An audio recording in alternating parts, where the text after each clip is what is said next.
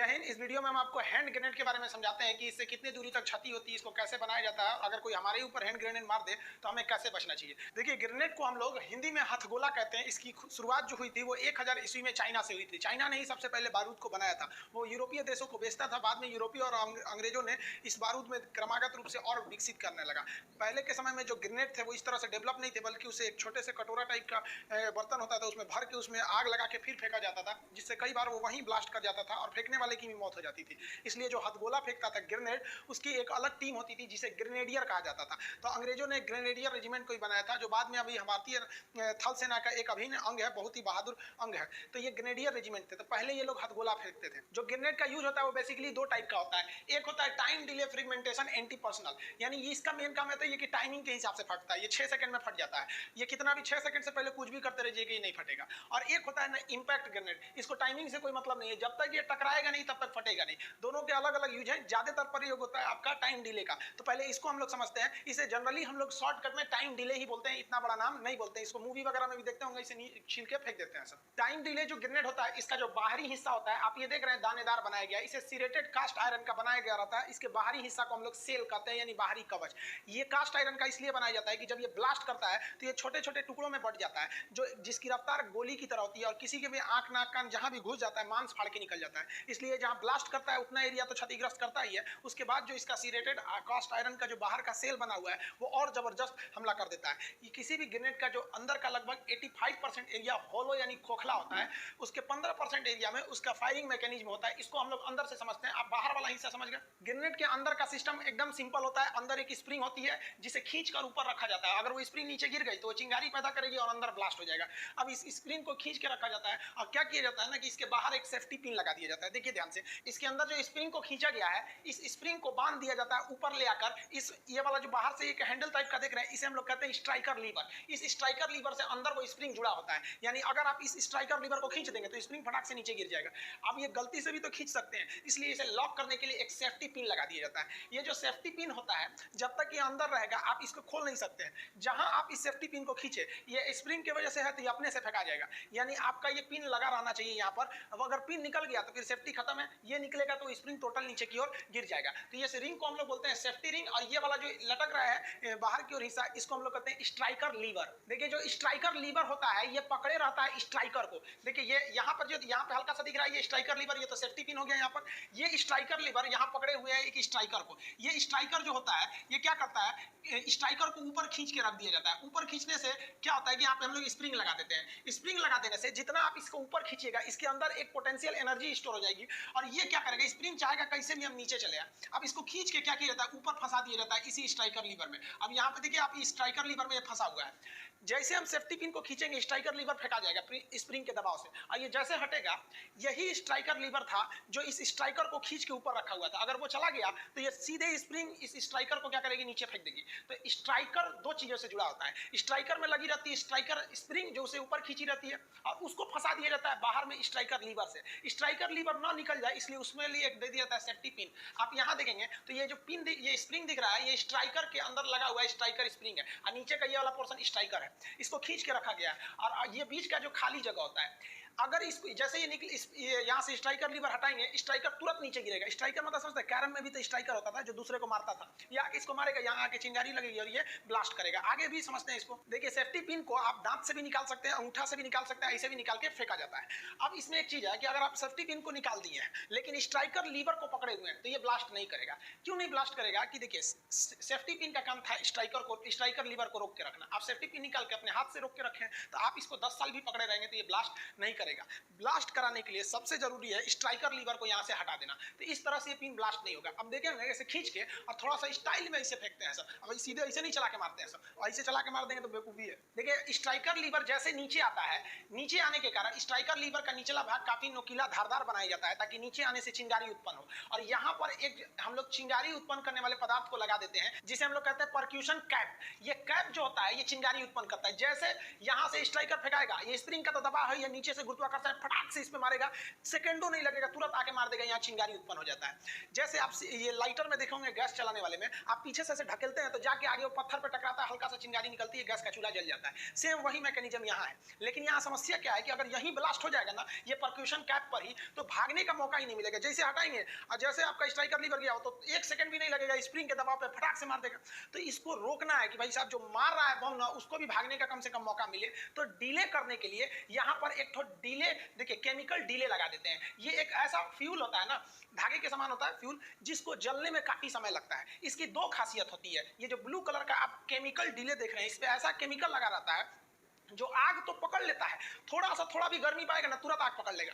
अब यहां से ये टकराएगा इस पे परक्यूशन कैप पर, तो चिंगारी उत्पन्न होगी, थोड़ा सा भी गर्मी में ये पकड़ लेता है, तो आग बहुत जल्दी पकड़ता है, लेकिन धीरे धीरे जलता है। यानी थोड़ा भी गर्मी पाएगा आग लग जाएगा, लेकिन धीरे धीरे जलेगा। तो इसको जलने में 4 सेकंड का समय लग जाता है। तो यही जो होता है केमिकल डिले जो होता है, ये भागने का मौका देता है। इसीलिए जो मतलब बम फेंकने वाला होता है वो फेंकता है और सोचता है कि हम इधरे 4 सेकंड समय बिता दें, उधर की ओर ना जाए, इसलिए वो आराम से फेंकता है। इसको आगे समझाएंगे हम। तो ये केमिकल डिले हो गया। अब इसके बाद ये रेड कलर वाला देख रहे हैं, ये है आपका डेटोनेटर। डेटोनेटर उस डिवाइस को कहते हैं जो एक बड़े से बम में छोटा सा विस्फोट उत्पन्न करता है ताकि वो बड़ा बम भड़क जाए। जैसे दिवाली के पटाखा में आप पलीता में आग लगाए होंगे, आप बम में आग नहीं लगाते हैं, आप उसके पलीता में लगाते हैं, छील के लगाते हैं, उसी पलीतवा को कहा जाता है डेटोनेटर। टेक्निकल भाषा में डेटोनेटर होते हैं। तो वो ये डेटोनेटर है। ये क्या करेगा, थोड़ा सा आग लगेगा इसमें, ये थोड़ा सा ब्लास्ट करेगा तो इसके चारों ओर जो 85% खाली एरिया था उसके अंदर भरा था अमोनियम नाइट्रेट, वो पूरी तरह से ब्लास्ट कर जाएगा। तो 4 सेकंड ले लिया ये वाला प्रोसेस। तो यहां से यहां आने में 1 सेकंड लग गया, केमिकल डिले को जलने में 4 सेकंड लग गया, डेटोनेटर को जलने में 1 सेकंड लग गया, टोटल 6 सेकंड लग गए। डेटोनेटर ब्लास्ट करेगा तो इसके चारों ओर भरा हुआ है अमोनियम नाइट्रेट का वो बारूद भरा हुआ है, वो बारूद ब्लास्ट करेगा, ये पूरी तरह से ब्लास्ट कर जाएगा। ये बारूद को भरने के लिए यहाँ पर एक फिलिंग होल दिया रहता है। यहाँ आप देखेंगे नट की तरह दिख रहा होगा, इसको खोल के आप यहाँ से इसमें बारूद भर सकते हैं और फिर नट को टाइट कर सकते हैं। तो ये जो बारूद होता है ये अमोनियम नाइट्रेट होता है, यही बेरूत में ब्लास्ट किया है, जबकि नॉर्मल बम में हम लोग पोटेशियम नाइट्रेट का प्रयोग करते हैं। अमोनियम नाइट्रेट काफी घातक होता है। जहां ये ब्लास्ट करता है वहां का जो 5 मीटर का एरिया होता है, 5 मीटर रेडियस में, वहां कोई नहीं बच सकता है क्योंकि उसका ब्लास्ट जोन है वहां जान ले लेता है। उसके बाद का जो 5 मीटर यानी अगला 5 मीटर यानी सेंटर पॉइंट से 10 मीटर का एरिया, वहां पर उसके जो छर्रा फेंकाता है, जो सिरेटेड कास्ट आयरन इस बम के बाहरी परत में लगाए थे ताकि वो बिखरे और लोगों के शरीर में घुस जाए, उन्हें जख्मी कर दे। तो 10 मीटर के एरिया में आप जख्मी हो सकते हैं। यानी ब्लास्ट करेगा ना, अगर पास में किया तो मरेंगे, दूर है तो पूरी तरह से जख्मी करेगा, आंख को फोड़ देता है। ये जब ब्लास्ट करता है ना तो जमीन से 1 फीट ऊंचाई पर ही इसका ज्यादा असर देखा जाता है। इसका मतलब अगर आप कहीं रेलवे स्टेशन, एयरपोर्ट या कहीं पे हैं और वहां आतंकवादी हमला हो गया और आपको लग गया कि ग्रेनेड ब्लास्ट फेंका है कहीं पे यहाँ पर, तो खड़ा होकर मत खोजिएगा कहाँ मारा है, दहिए उड़ जाएगा, तुरंत वहां लेट जाना चाहिए। इसलिए फौजी जब बॉर्डर पे ग्रेनेड फेंकते हैं तो गड्ढा किए रहते हैं, खुद के लिए गड्ढा किए रहते हैं ताकि गड्ढे के अंदर वो ऊपर ब्लास्ट करता है 1 मीटर से 1 फीट के ऊंचाई के बाद। उसके बाद इसकी खराबी क्या होती है, इसे 6 सेकंड का समय लगता है। जनरली कहीं कहीं 4 सेकंड भी बोलता है, लेकिन ओवरऑल इसमें 6 सेकंड का समय लग जाता है। ये इसकी सबसे बड़ी खराबी है। अगर कोई नौसिखिया है जिसे ग्रेनेड फेंकने का आइडिया नहीं है, वो इसे खींचेगा और जैसे खींचेगा तो उसको डर लगने लगेगा, अरे बाप रे बाप 6 सेकंड में फटेगा, फटाक से फेंक देगा। यहीं पे गड़बड़ी होती है। 6 सेकंड काफी बड़ा समय होता है। लड़के रेलवे में जाते हैं, जैसे रीजनिंग के एग्जाम में, जैसे हम लोग एनडीए के एग्जाम में गए थे, एसएसबी इंटरव्यू होती है तो वहां पे समय बड़ी कम देता है, तो लड़के घबरा जाते हैं, भाई 1 सेकंड काफी लंबा समय है। वो यही जानना चाहते हैं कि आपको 1 सेकंड का आइडिया है कि नहीं। 1 सेकंड कितने को बोलते हैं, जितने देर में आप सामान्य रूप से 1001 बोल दीजिए, जैसे 1001, 1002, 1003, ये हुआ 3 सेकंड। लेकिन आप लोग से कहेगा 3 सेकंड, फटाक से बोल देंगे 3 सेकंड, तो आदमी के अंदर एक मनोवैज्ञानिक दबाव हो जाता है, इसलिए वो तुरंत फेंक देता है। जबकि इसके पास कितना समय था, 6 सेकंड। मान लीजिए तुरंत खींचा, अब फेंक दिया, तो 1 सेकंड इसके हाथ में रहा, अब फेंका तो 1 सेकंड उसको रास्ता में लग गया जाने में। तब तक वो आदमी देखा कि अरे सोच रहा ग्रेनेड गिरा है, तो 1 सेकंड उसको लग गया, वो उठाया 3 सेकंड हो गया, और फिर वापस वो फेंका तो 1 सेकंड उसमें लग गया, 4 सेकंड, और उसके बाद 5वां से 6वां सेकंड जब भड़कने का था तो वापस आपके पास फेंक दिया हुआ आदमी। इसलिए कभी भी ग्रेनेड को फेंकना चाहिए तो उसको खींचकर और प्रॉपर जो उसके अंदर का केमिकल डिले है उसको भड़कने का इंतजार करना चाहिए। इसलिए आराम से खींच के और उसके बाद से गिनना चाहिए 1001, 1002, 1003, तब फेंकना चाहिए। अब इतना फुर्सत तो है नहीं, इसलिए वो उसको ना ऐसे लुका के फेंकते हैं लोग ताकि टाइमिंग इस तरह से जाने में ज्यादा लगे।